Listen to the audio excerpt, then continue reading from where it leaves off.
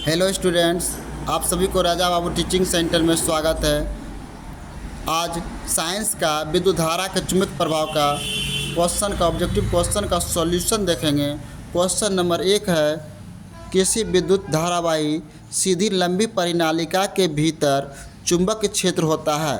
Answer बताएगा, इसका answer क्या आएगा? आंसर होगा डी, सभी बिंदुओं पर समान होता है। सभी बिंदुओं पर समान होता है।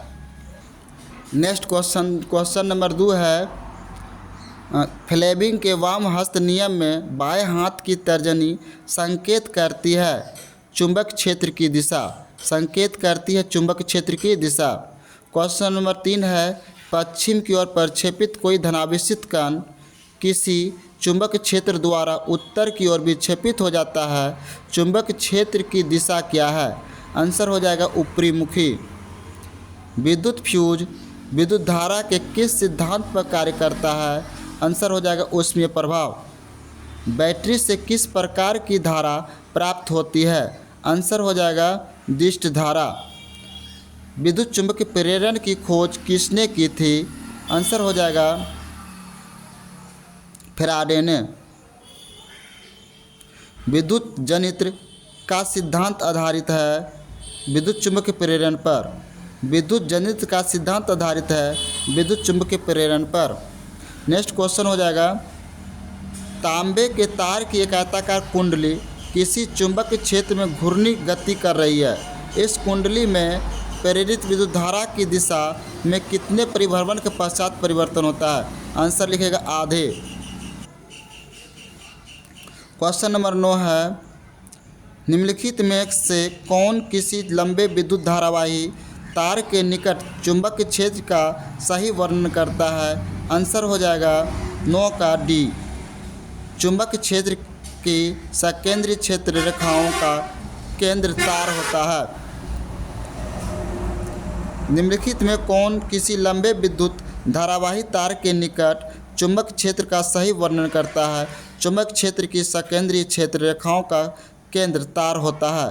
क्वेश्चन नंबर 10 है, विद्युत चुंबक प्रेरण की परिघटना है। विद्युत चुंबक की प्रेरण की परिघटना है कुंडली तथा चुंबक के बीच आपेक्षिक गति के कारण कुंडली में प्रेरित विद्युत धारा उत्पन्न हो करना। आंसर सी हो जाएगा right answer. Next question 11 number, विद्युत धारा उत्पन्न करने की युक्ति को कहते हैं जनित्र।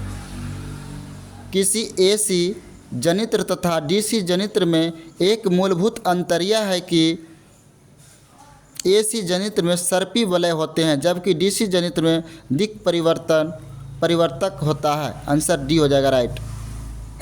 लघु पतन के समय परिपथ में विद्युत धारा का मान बहुत अधिक बढ़ जाता है। आंसर हो जाएगा सी, बहुत अधिक बढ़ जाता है। डायनमो से किस प्रकार की धारा प्राप्त होता है? डायनमो से दोनों धारा प्राप्त होती है, दिष्ट धारा और प्रत्यावर्ती धारा। विद्युत बल्ब के भीतर होता है निष्क्रिय गैस भरी रहती है। विद्युत बल्ब के भीतर निष्क्रिय गैस भरी रहती है। दी गई वोल्टता के स्रोत से जुड़े किसी चालक में प्रति सेकंड उत्पन्न ऊष्मा होती है धारा के वर्ग के समानुपाती। धारा के वर्ग के समानुपाती। विद्युत चुंबक नर्म लोहे के दंड पर लिपटित चालक कुंडली है। आंसर सी हो जाएगा। विद्युत धारा उत्पन्न करती है। आंसर हो जाएगा चुंबकीय क्षेत्र। नेक्स्ट क्वेश्चन 19 नंबर, पृथ्वी का विभव होता है शून्य। पृथ्वी का विभव क्या होता है? शून्य। विद्युत फ्यूज तार में मिश्रण होता है टीन व सीसा। विद्युत फ्यूज तार में मिश्रण होता है टीन व सीसा। विद्युत वाहक बल का मात्रक है वोल्ट। विद्युत वाहक बल का मात्रक है वोल्ट।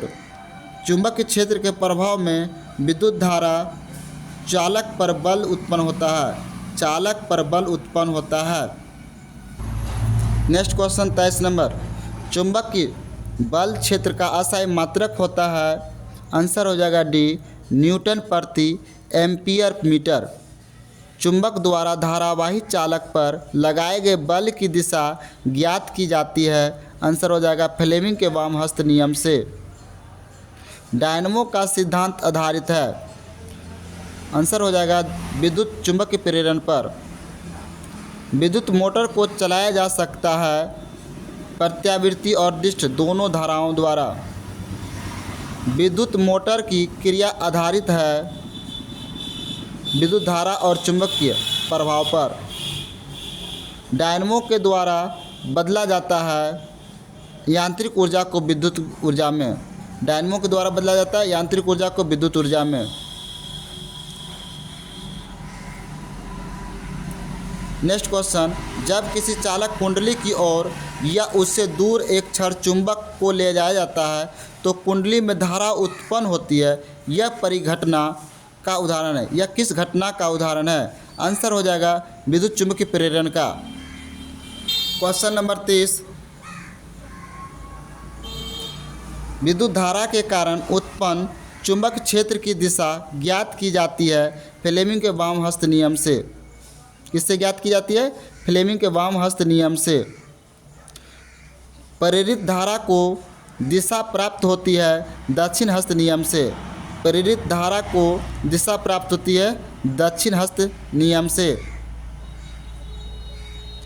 विद्युत चुंबकीय प्रेरण उत्पन्न करने के लिए किसी कुंडली और चुंबक में परस्पर सापेक्ष गति धारा उत्पन्न करना पड़ता है। आंसर बी हो जाएगा। विद्युत चुंबकीय प्रेरण उत्पन्न करने के लिए किसी कुंडली और चुंबक में परस्पर सापेक्ष गति धारा उत्पन्न करना पड़ता है। क्वेश्चन नंबर नेक्स्ट 33 नंबर, किसी कुंडली में प्रेरित विद्युतवाहक बल का मान उसके संबद्ध चुंबकीय फ्लक्स के परिवर्तन की दर का समानुपाती होता है।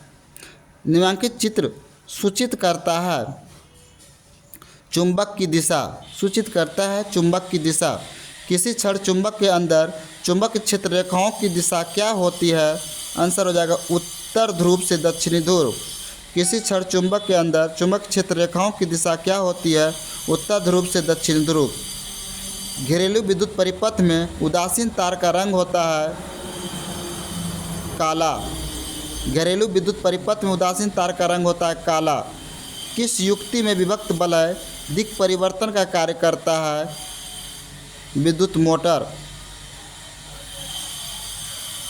एक विद्युत सेल से धारा प्राप्त करने पर इसके सिरों के बीच विभवांतर का मान होता है विद्युतवाहक बल से कम। किसी विद्युत धारावाहित धातु के तार से एक चुंबकीय क्षेत्र संबंध होता है। तार के चारों ओर क्षेत्र रेखाएं अनेक सकेंद्रीय वृत्तों के रूप में होती है जिनकी दिशा ज्ञात की जाती है 39 का ए दक्षिण हस्त अंगुष्ठ नियम से। दक्षिण हस्त अंगुष्ठ नियम द्वारा। नेक्स्ट क्वेश्चन 40 नंबर, वह उपकरण जो किसी परिपथ में विद्युत धारा की उपस्थिति संसूचित करता है उसे कहते हैं गैल्वेनोमीटर। माइकल फैराडे थे एक प्रसिद्ध कमेंट में आंसर बताएगा भौतिक शास्त्री। एक पररूपी सौर सेल कितना विद्युत विभवांतर विकसित करती है? आंसर हो जाएगा 0.5 से 1.0 वोल्ट।